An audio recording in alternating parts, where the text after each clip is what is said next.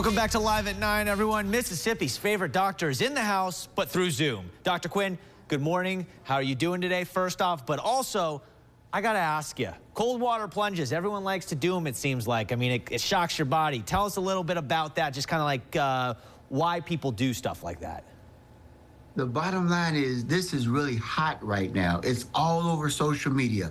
A lot of star athletes are participating, and they're going on Instagram and TikTok showing their activity of these cold water plunges. And basically what they're doing is they're submerging their bodies in cold water, anywhere from 50 degrees to 60 degrees, some lower degrees, some at 32 degrees, and that's when ice freezes. Basically, they're getting in there and three things are happening. The first thing that's happening is a great deal of vasoconstriction of their blood vessels. And what that does is it decreases inflammation. A lot of these people are superstar athletes. They have a lot of pain in their muscles, and it brings down that inflammation and that pain and let them recover from those really strenuous workouts.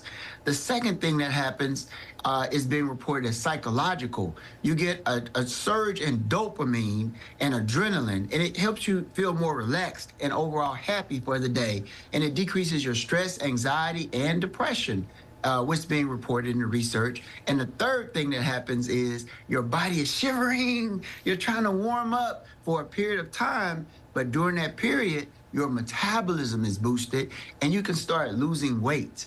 A lot of people that do this are bodybuilders, and they want lean body mass. They don't want that fat. They want those muscles to show off so you can see those abs. And a lot of the guys at the gyms where I work out, they're doing it and they're getting some really good results.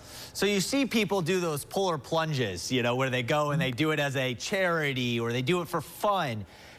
Obviously, for every positive, there could be a possible negative. Is there any negative to these people that go and do these polar plunges?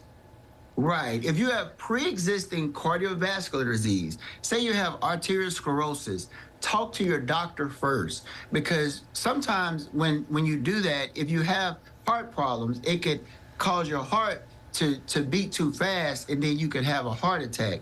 So if you have cardiovascular problems, talk to your medical doctor before you do it to make sure it's safe for you. You know, we talk a lot about people losing weight on this show. I mean, that's a never-ending topic in American society. You talk about this increasing your metabolism for a shock. Can you dig a little bit deeper into that and why that would be the case with the cold water? Most definitely. A lot of people are trying to lose weight. Like you said, they're trying to get to a healthier weight. And there's something called metabolic adaptation. If you lose weight and you're eating less, then you'll lose weight. You're taking in less food and you're exercising. But what happens is your body gets to what's called homeostasis, where the metabolic adaptation will kick in and your metabolism will speed up so that you can maintain your weight and stay alive. That's one of our survival mechanisms. But when you do things like the cold plunge, then you can kind of like shock your body and start back losing weight. It works. A lot of people are reporting it, and it's getting some really good reviews in the research, and it's kind of like the new thing. So here's my question now. Can you do it too much?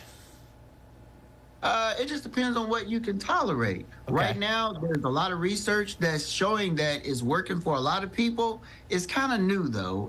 It's when I say new, I'm talking about new to the masses. They were doing it back in the Roman days when they would cut a cube in the ice on the pond and they would get in. It's being reported that it's something that's been done for many centuries, but it's new to the masses. Like everybody's doing it right now. So we just have to stay tuned.